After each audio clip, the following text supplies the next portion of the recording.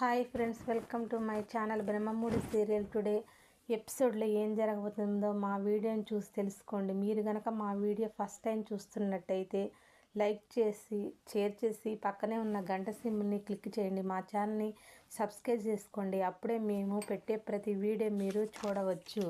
తప్పు చేసింది కావ్య కాదని రుద్రాణి అంటున్న సాక్ష్యాలతో సహా సుభాష్.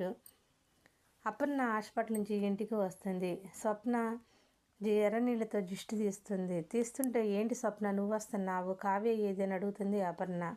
ఎవరైతే తీర్చుకో అని చెప్పేసి ఇందిరాదేవి అంటుంది. సర్లే అని చెప్పేసి ఇంట్లోకి వెళ్ళిపోతారు. వెళ్ళిన తర్వాత అపర్ణ బెడ్ మీద పడుకొని రెస్ట్ తీసుకుంటా కాసేపు అని చెప్పిన తర్వాత 10 నిమిషాలు అయ్యాక లెగిసి వచ్చి అపర్ణ అడుగుతుంది రాజుని. రాజు కావ్య ఏదమ్మా, ఏదిరా, ఏంటి, ఎక్కడికి వెళ్ళింది ఏంటి అని అడుగుతుండదు. హాల్లోకి అందరూ వస్తారు. అసలు ఏం జరిగింది ఈ ఇంట్లో నేను లేనప్పుడు అని చెప్పేసి అపర్ణ అంటుంది. ఎవరూ మాట్లాడరు. రుద్రాణి అంటుంది, కావ్య తప్పు చేసింది వదిన, నీకు ఇలా జరగటానికి బీపీ పెరగటానికి కావ్యనే ఇలాంటి పరిస్థితిలో నువ్వు ఉన్నావని చెప్పేసి రాజు కోపం వచ్చేసి ఇంట్లో నుంచి ఎల్లగొట్టేశాడు వదిన అని చెప్తుంది. అపర్ణ అంటుంది రుద్రాణిని, నువ్వు ఎన్ని తప్పులు చేసావు ఇంట్లో, నీ కొడుకు నువ్వు కలిసి ఎన్ని తప్పులు చేసినా కానీ మేము క్షమించలేదా? నీ తప్పులతో పోలిస్తే నా కోడలు చేసిన తప్పులు ఏమున్నాయి? ఎన్ని బాధలైనా పడ్డది నా కోడలు. ఎన్ని కష్టాలు పెట్టినా కూడా ఎన్నేసి మాటలు అన్నా కూడా కావ్య ఏమీ అనలేదు. ఓర్పు సహనంతో కుటుంబాన్ని నిలబెట్టింది. ఆ ఆత్మాభిమానం మీద మీరు దెబ్బ కొట్టారు, అందుకే కావ్య ఇంట్లోంచి వెళ్ళిపోయిందిరా అని చెప్పేసి రాజు రుద్రాణిని ఇద్దరిని అంటదన్నమాట. అన్నాక కళ్యాణ్ ఆటోలో తిరిగి వస్తూ ఉంటాడు. వచ్చిన తర్వాత సుభాష్ ఎదురవుతాడు. సుభాష్ ఎదురైనప్పుడు ఏంటి పెదనాన్న ఎలా ఉంది పెద్దమ్మకి అని అడుగుతాడు.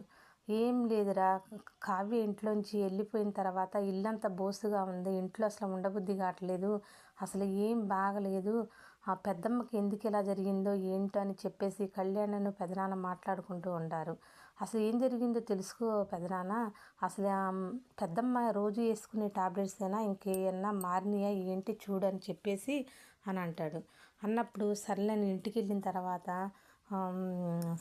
సిసి కెమెరాలో చూస్తారనమాట.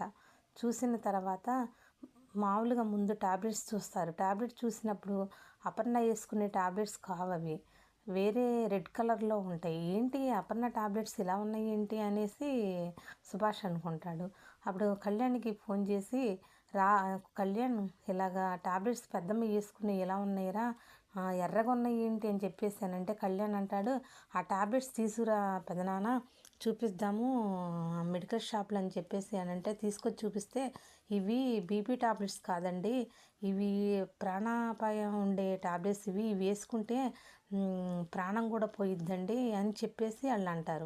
ఇంత పని ఎవరు చేశారా అని అంటే మన ఇంట్లో ఉంది రాహుల్ రుద్రాణి అత్తయ్య కదా అని చెప్పేసి కళ్యాణ్ అంటాడు. అంతా ఒకసారి సిసి ఫుటేజ్లో సిసి కెమెరాలో చూడు పెదనాన్న అని చెప్పేసి కళ్యాణ్ అంటాడు. దానిలో చూస్తే రుద్రాణి గుడికి వెళ్ళే ముందు ఆ టాబ్లెట్స్ని తీసి మార్చేస్తుంది. అప్పుడు సుభాష్ చూస్తాడనమాట. ఈలోగా ఏం జరిగిద్దంటే అప్పుడు ఫోన్ చేసేసి కళ్యాణ్కి చెప్తాడు. చెప్తే ఉండి పెదనాన్న నేను కూడా ఇంటికి వస్తానని చెప్పేసి పెదనాన్నతో చెప్తాడు. ఈలోగా కావ్య జాబ్ కోసం వేటకి వెళ్తుంది కదా, కంపెనీలకు వెళ్ళిద్ది అనమాట. వెళ్ళినప్పుడు అక్కడ కావ్యని అంటుంటారు, అదేంటమ్మా నువ్వు దుగ్గిరాల ఫ్యామిలీవి కదా, నీకు స్వరాజ్ కంపెనీయే ఉందిగా, మీకు నువ్వు వస్తున్నావేంటి జాబ్కి అని చెప్పేసి అందరూ అంటారు. ఎవరు కాళ్ళు జాబ్ కావ్యకి ఇవ్వకపోయేసరికి కావ్య డల్గా ఇంటికి వచ్చింది. కనకం అడుగుతుంది, ఏంటమ్మా అలా ఉన్నావు కావ్య అని అడిగితే, అందరూ దుగ్గిరాల కోడలు కదమ్మా నువ్వు వచ్చావేంటి జాబ్కి అని చెప్పేసి అని అంటున్నారు. ఇటు నా భర్త పరువు తీయలేక, ఇటు ఏమి చెప్పలేక, జరిగింది చెప్పలేక ఏమి మెదలకుండా వచ్చేసానమ్మా ఇంటికి అని చెప్పేసి కావ్య అంటుంది. అప్పుడు కనకం అంటుంది, ఎందుకమ్మా నేను వద్దని చెప్పేశాను కదా, ఇంట్లోనే ఉండు, ఆ బొమ్మలకి రంగులు వేసుకో, నాన్న నువ్వు నేను చూసుకుందాము అని చెప్పేసి కనకం అంటుంది. అయినా సరే కనకం అంటుంది, కావ్య సరేలేమ్మా అని చెప్పేసి అంటుంది. ఇక సుభాష్ అన్నీ తెలుసుకుంటాడు కదా, సీసీ కెమెరాలో చూసి రుద్రాణి ట్యాబ్లెట్స్ మార్చిందని. అప్పుడు కళ్యాణి కూడా ఇంటికి వస్తాడు. సుభాష్ అందరినీ పిలుస్తాడు. అందరూ రండి అని చెప్పేసి పిలుస్తుంటే రాజు వచ్చి, ఏంటి నాన్న అందరినీ పిలుస్తున్నావు అని అంటాడు. ఈలోగా రుద్రాణి వచ్చి, ఏంటన్నయ్య ఎందుకు అలా అరుస్తున్నావు, ఎందుకు అలా అరుస్తున్నావని గట్టిగా అరుస్తుంది. అరిసేసరికి సుభాష్ చెంప మీద ఒక్కటేస్తాడు రుద్రాణిని. రాహుల్ కూడా వచ్చి, ఏంటి మా అలా కొడుతున్నావేంటి మా అమ్మనని చెప్పేసి అని అంటే, రాహుల్ని కూడా చెంప మీద ఒకటేస్తాడు సుభాష్.